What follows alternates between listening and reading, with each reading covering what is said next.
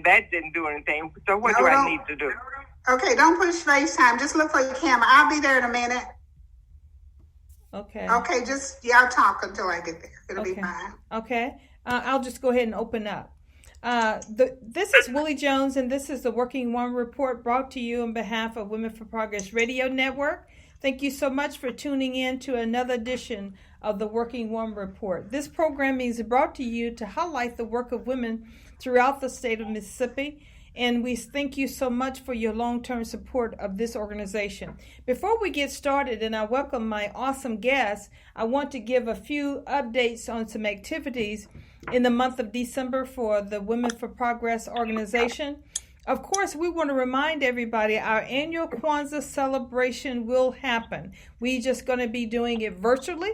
We're already in the process of pulling together the recording and broadcast that will be broadcast the entire 7 days of Kwanzaa, which is December 26th through January 1st.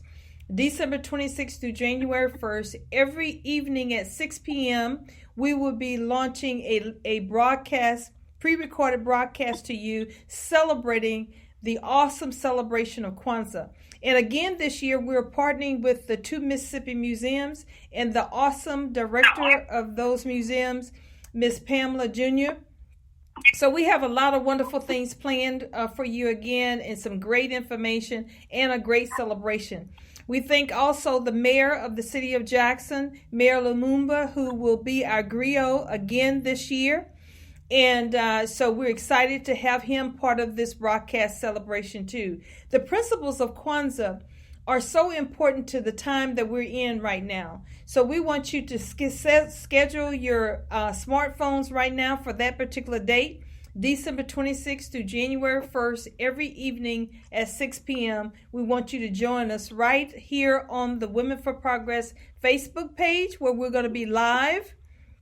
The broadcast will be broadcast every single evening, and then also on all of our radio networks. You say, well, what radio networks are you in? You can go to our website, radio website at womenforprogressradio.com, and all the list of our radio broadcast programs are there with the list of how you can connect with us. There's even a button where you can automatically connect with us.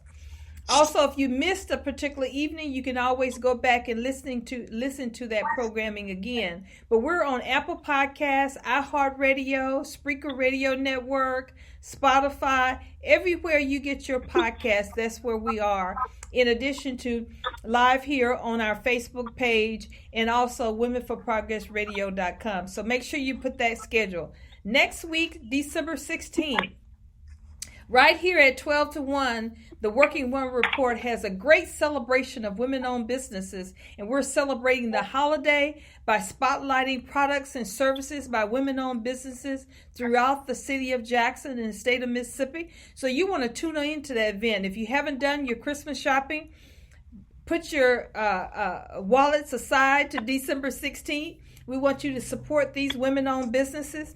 So please link in to us and connect with us. We're going to have all types of industry represented, and it's going to be a great celebration. We're going to have some great door prizes that you're going to be able to participate in virtually. And so it's going to be an amazing time. So that's next Wednesday from 12 to 1 p.m. right here on the Women for Progress page. All right. So we'll continue to share that information as we go on with our show today.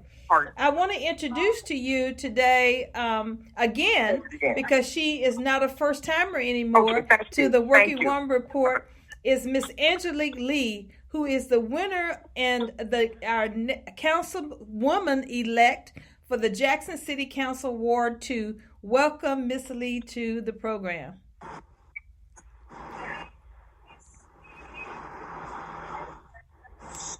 Miss Jones. Hi. Did you welcome to what? I'm so sorry, Miss Jones. My phone is blowing up. Ever since this morning, I can't get my phone to stop ringing. But thank y'all so much. How are you, Mrs. Jones? Thank you for having me on today.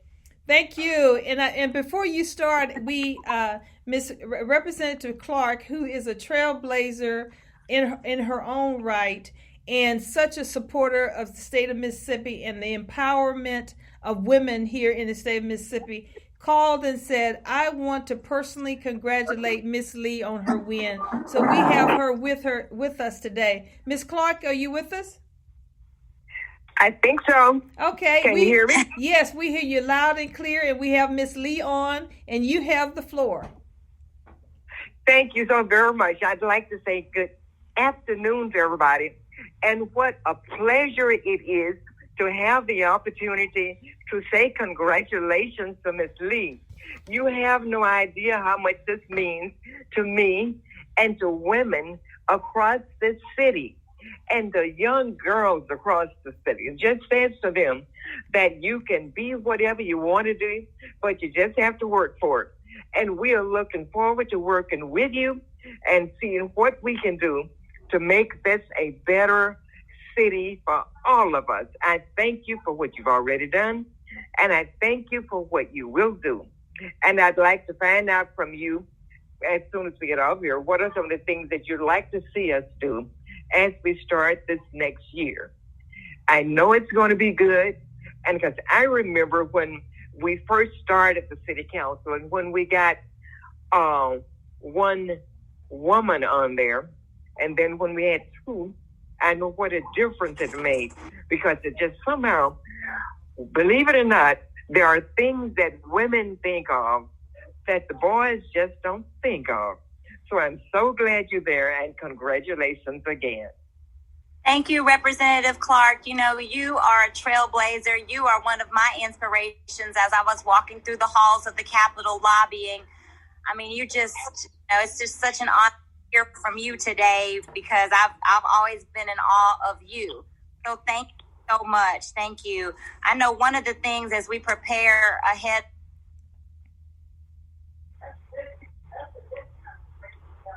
Sorry, y'all, my phone is ringing. But one of the things I'd like to look at is that bill, the Senate bill that the governor vetoed to give the citizens of Jackson relief on their water bill. I'd like to see what that bill is going to do this session, to see if we could get it back out and get it passed without the governor's veto. Okay. Be glad to, be honored to do that, to look into that. Thank you, Representative Clark. Well, Representative Clark, it's always a pleasure to have you at the table with us.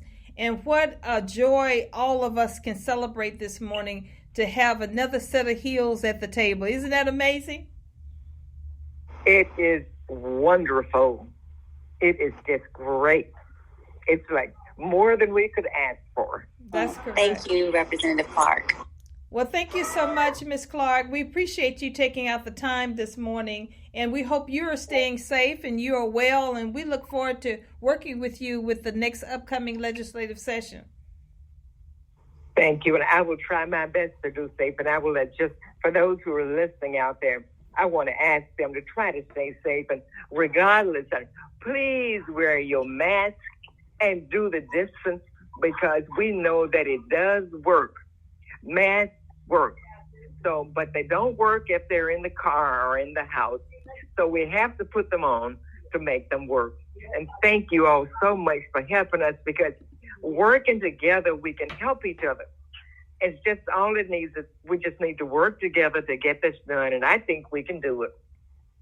Yes, we can. And thank you so much for that call to action for our citizens. We want you to stay well, and we wish you such a happy holiday. And we look forward to working with you next year. Thank you so much. Oh, thank you, and best wishes to you and your family for the holidays. All right. Thank you. And Miss Lee, thank you so much again.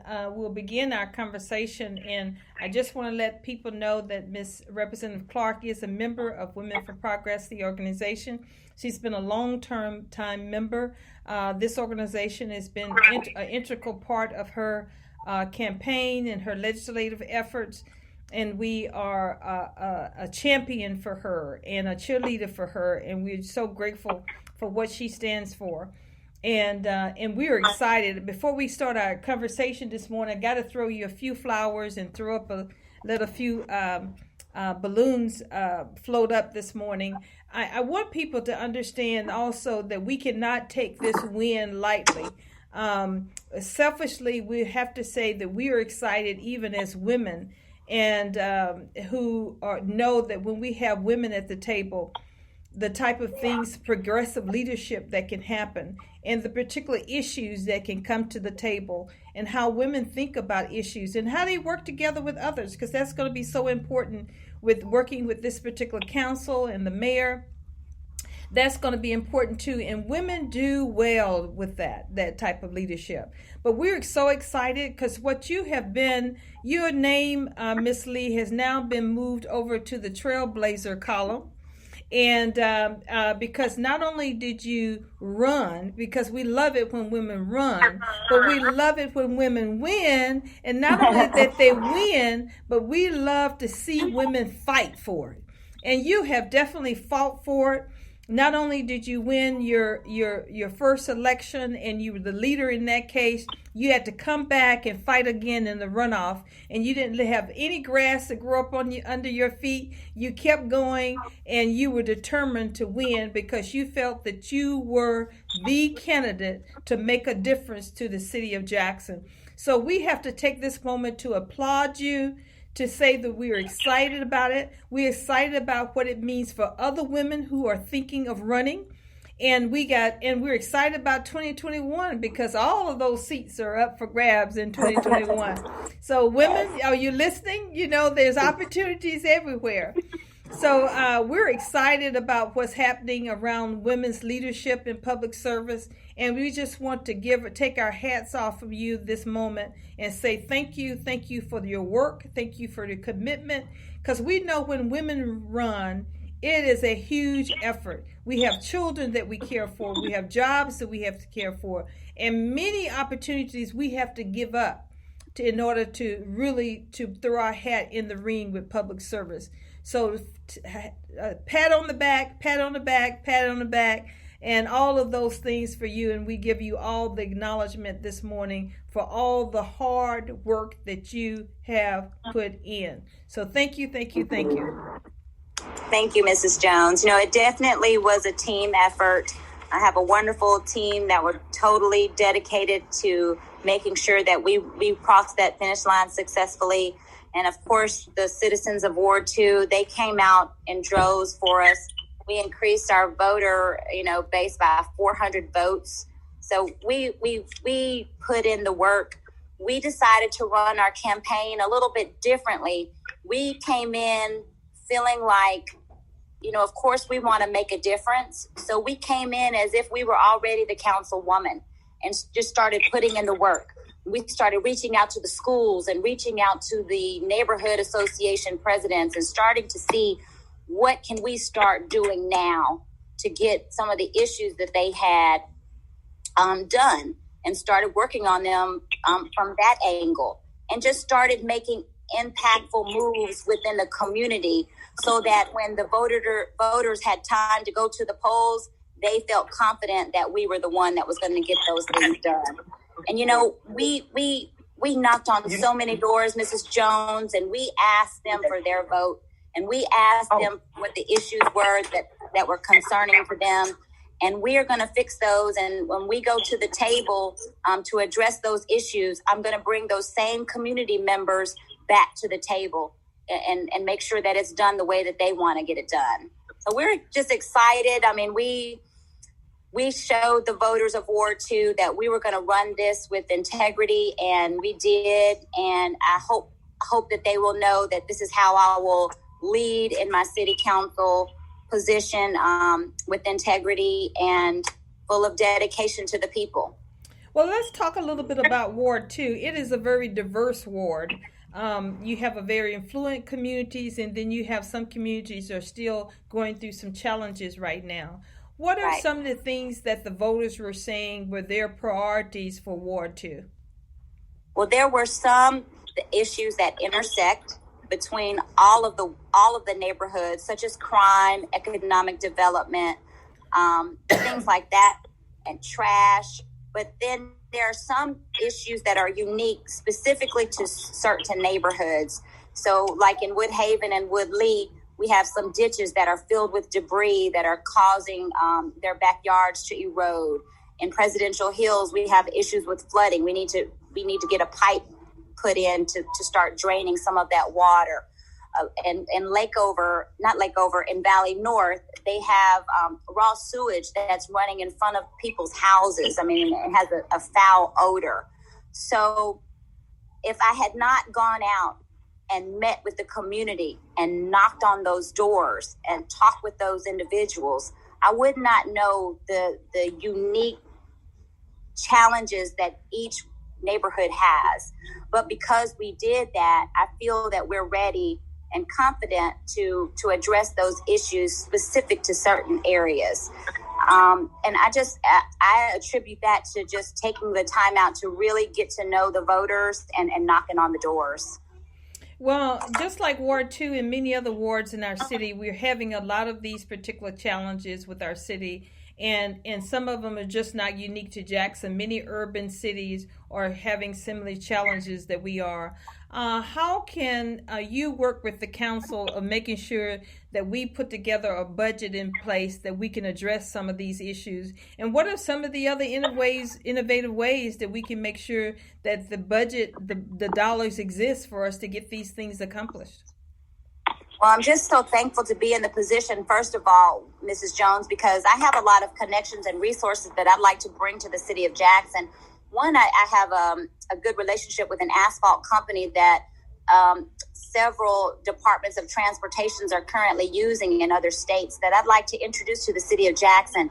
It is 10 times stronger and 3 times cheaper. Wow. And so this is something that we could, even if it's just as small as fixing those potholes and not spending as much money doing so, we might be able to really do something with our repairing our roads and bridges. So that's one thing I'd like to bring to the council. So something unique, and of course my passion is education. So I wanted to bring in some different types of programming to address crime and just bringing in programmings for our youth so that they will develop into a strong workforce as they graduate from high school. And we just need to do definitely more budget spending on reducing crime. We need more boots on the ground. We need to see what we can do to raise the salary of our first responders and police officers so that we can recruit more quality police officers and retain them. This is, people putting their lives on the line and making pennies and trying to figure out how they're going to eat the next day. So we need to make sure that we are able to adequately fund those police officers and first responders with, a living wage. Mm-hmm. So those are the things that as a city councilwoman that I'd like to look at some unique things to do to try to address those issues. And many women that I've already begun to talk to, and we're looking forward to linking hands with you, is around workforce development. Because when we talk about crime and when we talk about what's going on with our youth, a lot of these issues can be resolved by providing higher paying jobs for our young people and our men and women that live in this city. Because that is not, work and jobs doesn't fix the entire problem, but I tell you, it goes a very, very long way. When people have money, wages above the living wage, I hear a lot of people talk about the living wage, but I'm going to say higher paying wages where you have jobs, where you have money and you have benefits to be able to move your family to a higher quality of living. That's what we need for the city of Jackson. I think that we got to strengthen our workforce development around higher paying jobs. And families cannot survive on $10 an hour, $11 an hour, even $12 an hour and $14 an hour. We need to get people in higher paying jobs, and there's some opportunities out there, but we have to align those resources that's already in place that we don't even have to look for, and make sure that we utilize them for our citizens here in the city of Jackson. So we look forward to working with you and the council and the mayor on and making that a much more impactful opportunities for folks. Thank you. Well, our first 100 days in office, we want to roll out an economic development plan that will, help sustain emerging businesses and new businesses that want to come in. And, increase minority participation in our ward. And then also we have some programs that we would like to bring into Callaway High School and also to Tougaloo College and the Barack Obama High School that will prepare our youth.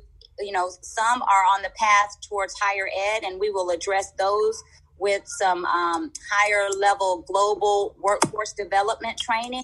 And then for those that aren't on the trajectory towards higher ed, we have a pathway for them where in 2 months after doing a certain training, they can be riding on an ambulance as an EMT, making $35,000 2 months after they graduate from high school. So we've got the programs that we'd like to bring in. And of course, I'm going to start with Ward 2, but it's something that can be brought in all throughout JPS. And I mean, it would really impact the workforce development for our youth. So we're committed to that as well, Mrs. Jones. Well, great. Thank you. It's good to hear that. And I am so glad to hear all of those things that we're talking about. And one of the reasons is that because all of us know that education is the key to everything else that we do. And right now we've been having a problem with a lot of our kids have been dropping out of school, and we need to do some things with them. And this pandemic has caused us to learn a lot as parents. We are now working with the computers and all the other things that we need to do because we're having to help our children. And we know that if we can keep our children in school and doing the right thing, we can keep a number of them out of prison. And that is so good to hear that we're going to have somebody who's going to be there willing to work with us and do it. So doing. Thank you so much. Thank you, Representative Clark. I think that's wonderful. And, you know, and I talked about early when we started is when women link together. We want to, you know, I am so excited about even this conversation today, have a powerhouse like Representative Clark, who's in our Mississippi legislature, who's there and who can invite us to the table and make sure that we sit in where we need to be in and be able to work together, not only on a local level, but on a state level. When women come together, things happen. And we're talking progressive leadership. I love the way you said, Angelique, the first 90 days, the first 100 days. Wonderful, wonderful. That's how leaders talk is. We got to set some deadlines and some priorities. And so that is exciting to be able to do that. So we look forward to working together on a large scale. Now, a couple of people emailed me and said, I have a few questions for our Councilwoman-elect this morning. And you have shared with us a lot about the possibilities of Lake Hyco. And many for years have talked about the possibilities for that particular property. Tell us a little bit about that particular property and what is still possible. I know we've had some hiccups just recently, but share a little bit with our audience about Lake Hyco. Well, Lake Hyco is in Ward 2. It's over by Watkins and Forest Avenue. And right now that property the lake has been drained. The Entergy company has moved out, and it's owned by JPS. So I hear that they're going to start bringing stakeholders to the table, and of course, I want to be at the table. And I've had extensive conversations with Kwanzaa Brown Wright, who was the one who brought the lawsuit to be able to open up Lake Hyco to African Americans. So I definitely want to make sure when we start having those conversations, she's brought to the table. And as we start our first 100 days, we're going to do a community survey in conjunction with JPS to try to get the community feedback on what they would like to see happen with Lake Hyco. And if it's park and recreation that they would like to see, or maybe turning it into a reservoir, so that we don't have to cross lines to enjoy our outdoor spaces, then I have a partner that's willing to come in and do a health and wellness biking and walking trail free of charge through the Department of Transportation. So we already are thinking about Lake Hyco, and Lake Hyco also encompasses that area across the street where they have dilapidated buildings, the Broma area shopping center. And I would also like to do a community survey to see what type of businesses Ward 2 would like to see move into their neighborhoods, and what type of businesses that they would support and sustain. So our first 100 days, we'll be rolling out those surveys, just trying to get community feedback so that we can know what type of businesses to start courting and start trying to bring back into that area. We've also got 3 vacant gas stations there. And so that's something I'd like to see, really grow and develop and sustain that area. We've got neighborhoods close to that area, churches close to that area, and that park would be a great, outlet for children. Yes, and it would improve the quality of life for all of those residents also in Ward 2, and for the city of Jackson to have that as an economic development piece. So it's a large population. Representative Clark, did you say something? No, can you hear me now? Yes. Okay. No, I'm just excited about all the possibilities, the things that we can possibly do, because we have to keep in mind this. After all, this is the capital of the Mississippi, and the more we can do for our city, the better the capital looks. That's what I've been trying to tell those boys. That's true. Down there. Well, Ward 2 is a gem. Pardon? I was just saying Ward 2 is such a gem because we have, the county line Tougaloo corridor that we can develop. We also have the 49 thoroughfare from the Delta into the city. We have major thoroughfares that come through Ward 2. And so we need to make sure that we are bringing economic development to sustain our community, to increase our tax base, which of course is important so that we can get money for our roads and bridges and also for our schools. So it's economic development is definitely high on my priority list. And Ward 2 is such a great ward to start with. And I want to say to people also, when we talk about this particular property, Lake Hyco, is 16 section land that, as you stated, belongs to JPS, and could be a great revenue generating tool for our education in Jackson Public Schools. And so it's so important for us to have to have ongoing, continual good leadership there to make these hard decisions. So when we think about in 2021, also our school boards, and I come back again to women in leadership. We women that are business women, we women that are organizer, heads of nonprofit organization, community service organization. These types of women that we need to the table to make sure that we give our input to make hard, good decisions that are impactful for our communities. Because these particular types of resources, these assets that belong to JPS, they need to be working for JPS. Those assets need to be building good revenue generating opportunities to empower our children as it relates to education, taking care of our schools and our roads around those schools and all of those particular things. So we have 5 days to that this will be finalized, all the votes will be done and everything done. Do we have a date for your swearing in ceremony and all of that yet, Angelique? We don't, not as of yet. I know that they're going to go through the process of the certification. They just called me today to get my social security number and my date of birth. So they're starting to send me some paperwork. So we're starting the ball rolling. It's starting. Well, great. We, of course, are still in the midst of a pandemic. So otherwise we would have been showing up in heels and boots and in large numbers down there to celebrate, but I'm sure we will find an opportunity to do this COVID style to celebrate this huge win. And as you stated, the voters, what is the total population of Ward 2? There's about 26,000 people in Ward 2, about 16,000 registered voters. In our special election, we had almost 3,000 people come out. They say that that's, low, but I felt like, that was a good turnout. We had almost 3,000 people come out. And we're just so thankful that during COVID, they still got out and exercised their right to vote.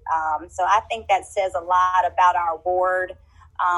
We're the type of ward that we don't really have to motivate to get out to vote. We're an educated ward, a professional ward. So when they see that we have an election on the ballot, and they know the importance of our local elections, so they got out and voted yesterday, and I'm just so thankful for that. Well, Angelique, you've been around campaigning for a very, very long time. And as I stated, in 2021, we got a big municipal elections that are coming up in the spring. How do you recommend that we do a better job of making sure that we do get full participation from the citizens in Jackson, not just in Ward 2, but across the board? What can we do as a community, as leaders, as advocates, to make sure that people are motivated and passionate about coming out and voting in every election?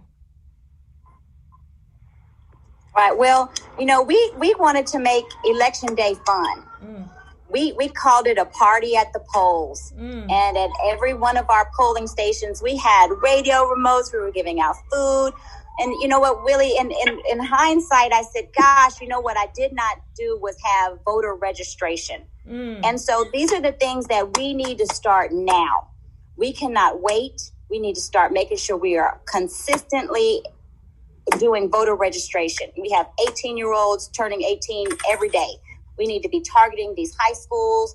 We need to have, outlets where these elections are heard all day, every day.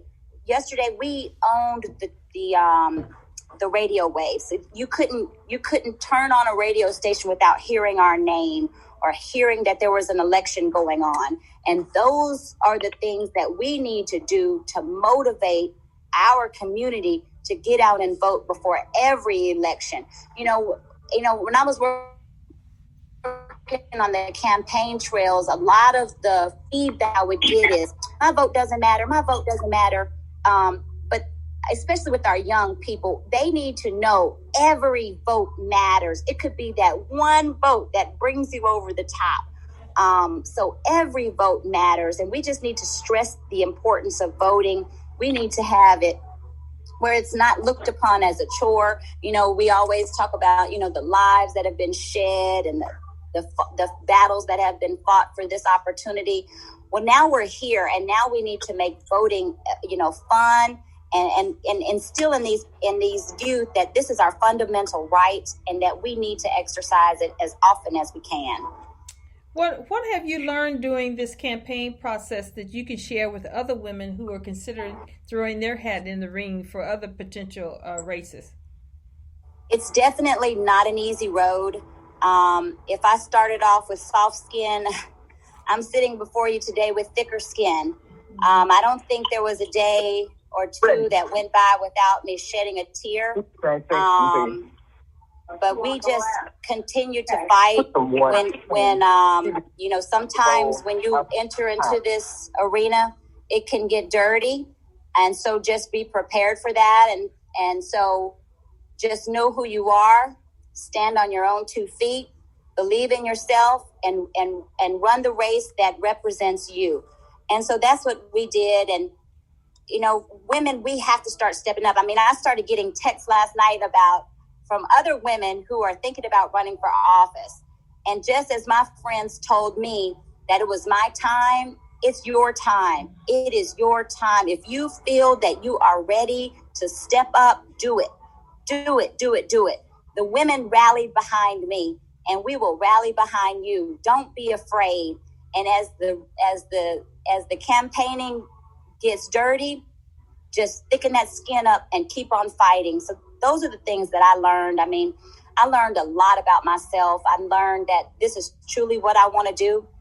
I know that I have a heart for service. And as, as my campaign started to go a little dirty, it motivated me to get out and fight even harder. It motivated me to get out and get in my voter spaces so that if they had any questions that they wanted to ask me, I was accessible and in their face and they could do it. So that's how I would encourage any woman to get out there and fight for what they believe in. Don't let anybody sway you, because I know when I first even started talking about getting in the race, I felt like David going against Goliath. I was going against, the former sheriff with name ID all over the city. But we prevailed. And so don't be intimidated and get out there and fight with all your might. And I want to say, too, I'm so glad you said that. That's great advice for women. And you mentioned about women behind you. And that's the other thing that if we want to continue to have these types of victories, we need women to get behind women. And sometimes that, a lot of times people say, well, I don't really have any influence to bring to this person, but you do. Because in your arena, you have a husband. That husband might have brothers. That your husband might have sisters who know other people. So what we as women need to do is you bring your piece of the pie to support that particular woman. Of course, we want women who are like yourself, who have the experience, who have the knowledge, who has the passion, who has the commitment to do the work. Because believe us, the real work begins after that campaign ends, after you have got through that finish line, when the real work begins. Because you got to be able to bring your talent, your experiences, your time, your influence, your resources to that particular job to do the work. But women, we must continue to support each other in whatever way we can. And sometimes that's not about $1. Sometimes it's about giving $10, $25, $100, $5,000, whatever is in your pocket to give. But even beyond the money, there's other things you can do. You can call up your women's ministry and say, look, I want you to look at this particular candidate.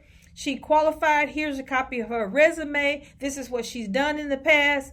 Can this ministry support her? Call up, your reunion group, your sorority group, whatever organizations that you are part of, and make sure that you utilize your influence.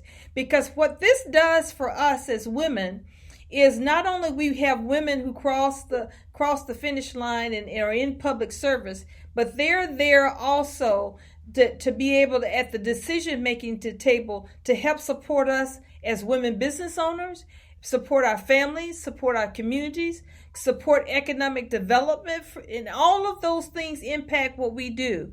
And I can't say enough about our young women who see other women at the table, who are at the decision-making table, at the organizing table, that are doing the work. And we all benefit from that. We all benefit from that. I like to have this, there's a plaque behind me that says, a nation can rise no higher than its women. So we have to have women to the table and in leadership roles. And we appreciate your particular work and effort. And we appreciate those others who might want to throw their hat in the ring. I want to give a little bit more information again about our Kwanzaa event. We will be celebrating Kwanzaa virtually.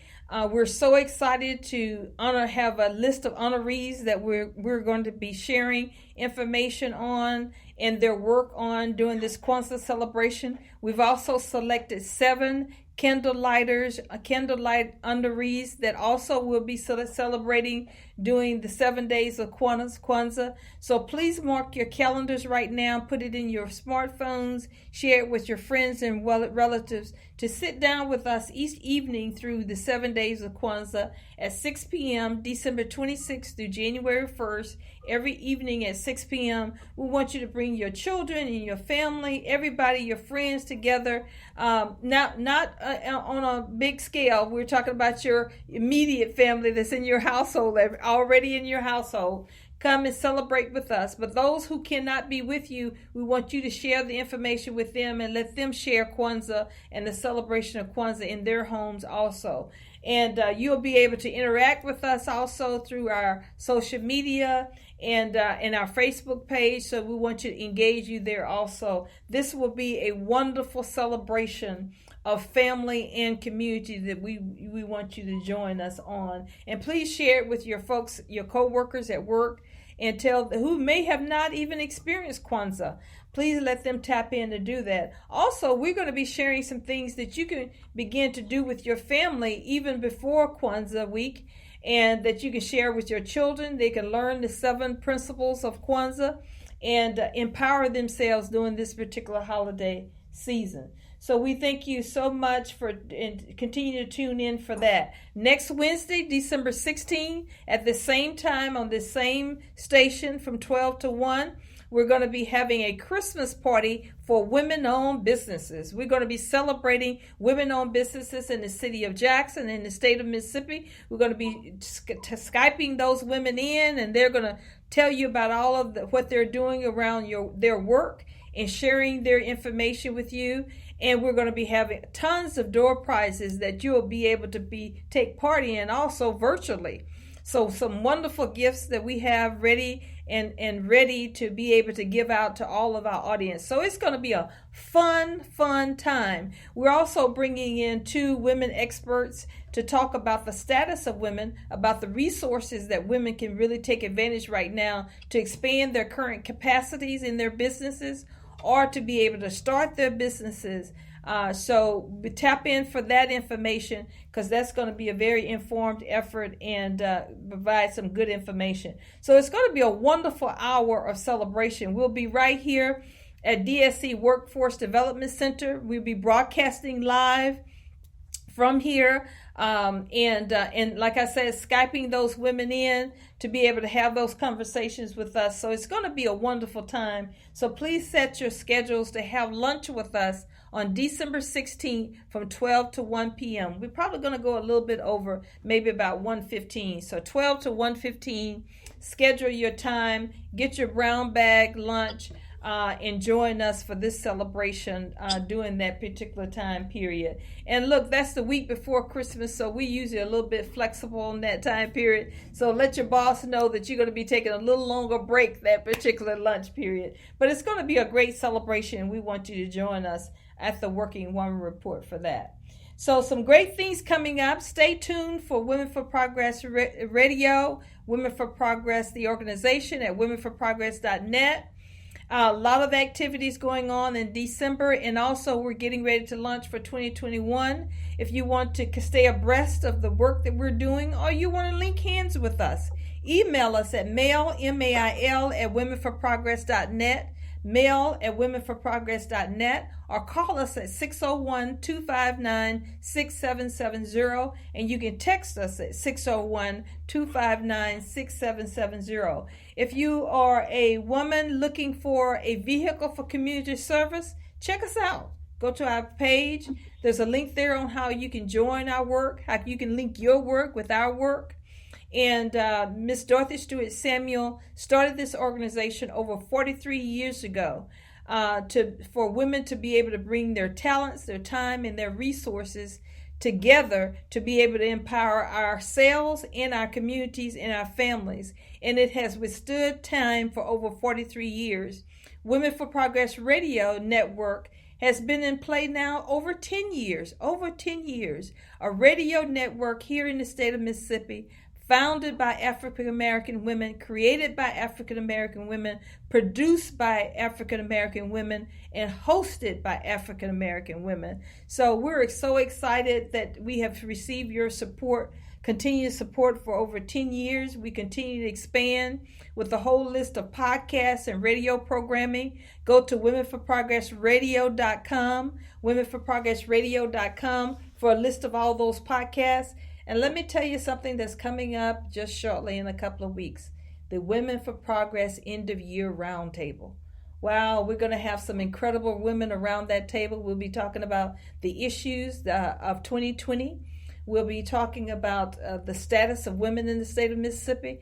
And we'll be talking about what's our next for 2021. So we'll be letting you know what that date coming up and the list of incredible women that we'll be bringing to that table. Miss Angelique Lee, I hope we're going to have you at that table also, if your schedule will allow. I would love that. Thank you, Mrs. Jones.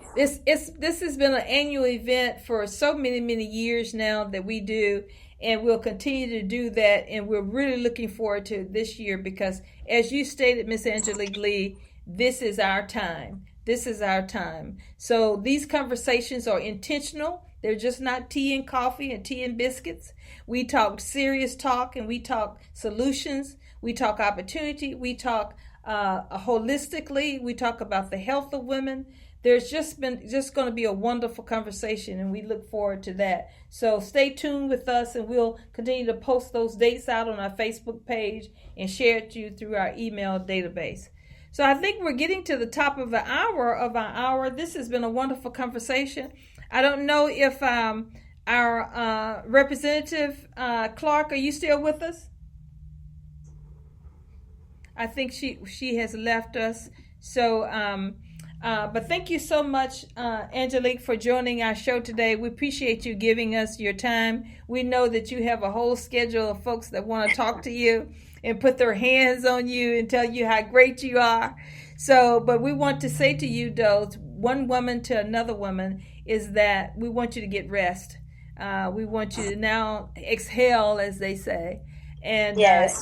And know that you've done a great job, and that we love you, we appreciate you, and we wish so much success for you. We know it's going to be wonderful, wonderful, wonderful. And thank you again. And make sure that we are a telephone, an email, a text away.